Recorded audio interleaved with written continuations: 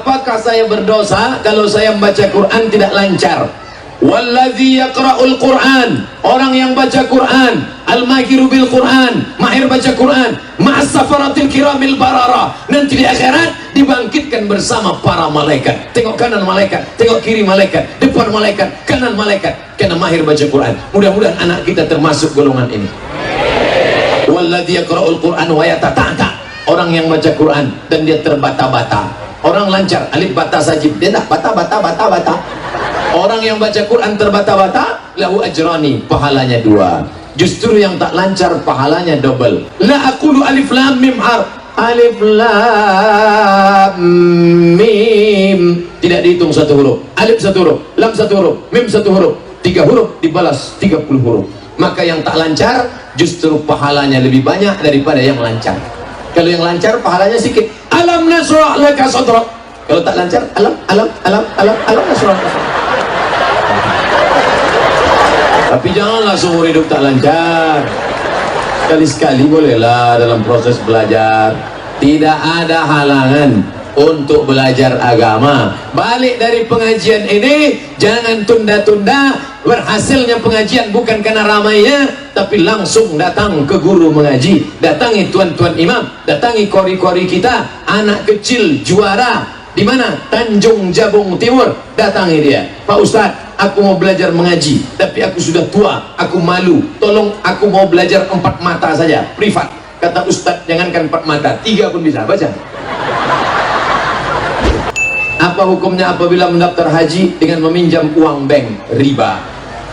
Bank syariah tak riba, maka bank syariah terserah, bank syariah mandiri, bank syariah BRI syariah, atau bank syariah SIM BC apa? CMB Niaga syariah. Karena ada situ labelnya yang sudah digodok, akadnya itu akad syariah. Adapun uang riba dibawa haji, labbaik Allahumma labbaik Allahumma labbaik, labbaik Allahumma labbaik, labbaik Allahumma labbaik. Apa kata malaikat? La labbaik wala sa'daik. Kau tak dapat haji mabrur, zaduka haram, karena kau berangkat dengan uang haram. Patutlah tak ada perubahan. Apa beda haji mabrur dengan tak mabrur? Setelah pulang ada perubahan. Alhamdulillah Pak Ustaz, itu dulu bapak tuh sebelum berangkat pelit, setelah balik rajin bersedekah. Berapa? 2.000 perak. Tapi kalau tak ada perubahan, itu Pak Ustaz, Pak Haji itu dulu sebelum berangkat celana pendek, setelah balik tak bercelana sama sekali. Ustaz, saya ingin bertanya, masih adakah surga bagi pendosa? Innallaha la yaghfiru an yushraka bihi, Allah tidak mengampunkan dosa syirik. Wa yaghfiru ma duna dzalika liman yasha, Allah mengampunkan dosa yang lain. Maka jangan kau persekutukan Allah, jangan kau sembah selain Allah, jangan kau sembah pokok kayu, jangan kau sembah batu, jangan kau sembah berhala. La ilaha illallah, no God except Allah. Allahu Akbar. Maka segala dosa-dosamu Allah ampunkan. Yang terkait dengan manusia kau bayar. Dunubi misru adadir rimali, dosaku sebanyak buih di pantai, sebanyak pasir di pantai, sebanyak buih di lautan.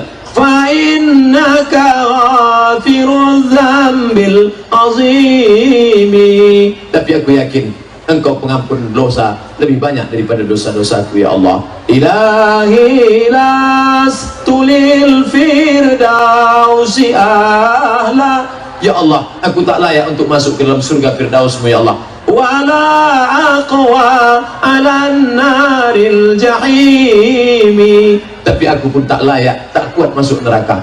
Kau aku masukkan ke surga, aku tak layak masuk surga ya Allah. Kalau gitu kau masuk neraka, aku pun tak kuat masuk neraka. Jadi kau mau kemana? Cara berbakti kepada orang tua saya yang sudah meninggal. Doa apa yang harus saya baca agar orang tua saya tenang dalam kubur? Yang pertama doa, Allahumma fir lahu warhamhu wa'afihi wa'fu anhu wa akrim nuzulahu. Kalau tak bisa bahasa Arab, ya Allah lapangkan kubur emakku, ayahku, panjangkan rahmat untuk dia, berikan dia kebaikan, tunjukkan rahmat dan barakah.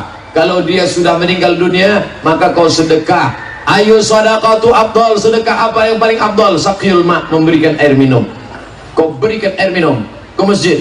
Saya pergi ceramah ke Kuala Lumpur, penuh satu kotak air minum, air minum, air minum, air minum, air minum. Dicabut satu, muncul satu, cabut satu, muncul satu, cabut satu.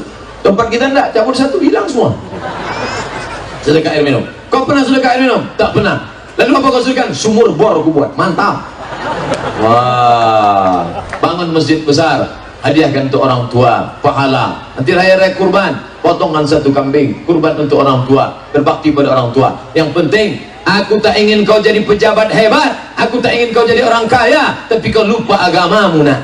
Yang ku inginkan kau berbakti, paling tidak kau panjatkan doa, Rabbighfirli wali walidayya warhamhuma kama rabbayani shaghira. Pas jam 6, 90 menit saya ceramah.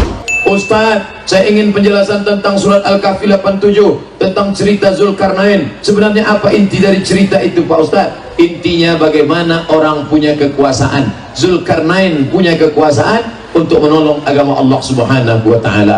Lama hidupnya tak lama, tapi dia bisa menolong. Makanya Nabi Muhammad punya kekuasaan. Kalau sudah kau punya kekuasaan, kau bisa melindungi. Ketika Nabi Muhammad berkuasa, jangankan non muslim, jangankan Yahudi, tidak ada pokok kayu yang boleh dipotong. Man qata'a sidratan, siapa yang motong pokok kayu karena iseng, tak ada kerjaan, pokok kayu yang bagus-bagus, tempat bernaung, dia potong, sawwaballahu ra'sahu finnar, disungkurkan Allah kepalanya dalam api neraka. Tak boleh. Ada lubang tanah, pergi dia ke hutan, nampaknya lubang tanah, kencing dia di lubang tanah, tak boleh. Kenapa? Karena di dalam lubang tanah itu ada anggota legislatif yang sedang kampanye. Tiba-tiba datang angin puting beliung lengkap dengan banjir bandang. Bayangkan itu. Maka Islam Nabi Muhammad sudah mengajarkan. Nabi Sulaiman alaihissalam, ketika pasukan Sulaiman akan lewat berjalan, kata Sulaiman, stop, jangan berjalan. Kenapa Sulaiman? Aku mendengar semut-semut berkata, masuklah kalian ke sarang-sarang kalian, supaya jangan diinjak oleh Sulaiman dan pasukannya. Begitulah kalau kita punya kekuasaan, sampai tak ada semut yang terinjak mati, tak ada pokok kayu yang terpotong sia-sia. Pandangan Islam terhadap artis, apa hukumnya? Artis religi boleh.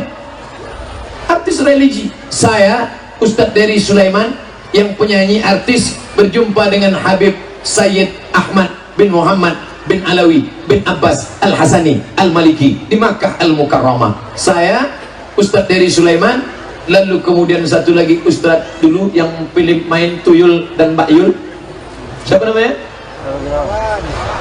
Lalu kemudian satu lagi Ustadz Ahmad Al-Habsyi.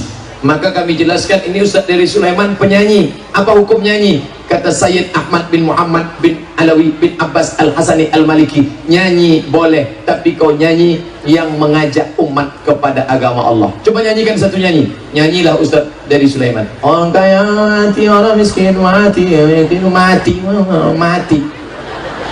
Lalu saya yang terjemahkan, al-aghniya matu, wal-fuqara matu, wal-zu'ama matu. Ada apa nih mati-mati aja nih? Nyanyilah lagu yang semangat-semangat katanya. Lalu kami tanya, bagaimana dengan artis? Artis kalau memerankan peran yang baik-baik tak apa-apa kata dia.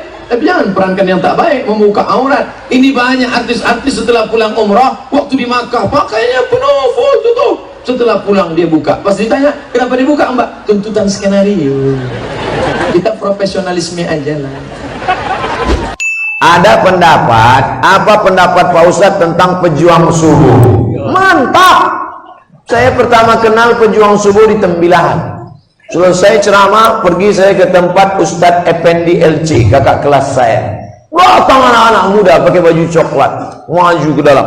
Ustadz, tolong buatkan video endorse. Endorse itu apa? Kasih motivasi kami. Wow, pemakaian jaket coklat pejuang subuh. Tertulis pejuang subuh. Pas zuhur tak datang. Apa lagi kalian? Zuhur kenapa kalian tak datang? Ustadz, kami zuhur ada yang ke kampus, ada yang ke sekolah, kami tetap sholat. Oh, itu maksudnya. Kenapa tak dibuatnya? Pejuang 5 waktu, duha, witir, tahajud, tahiyatul masjid. Banyak kali lah. Sholat yang paling berat adalah sholat subuh.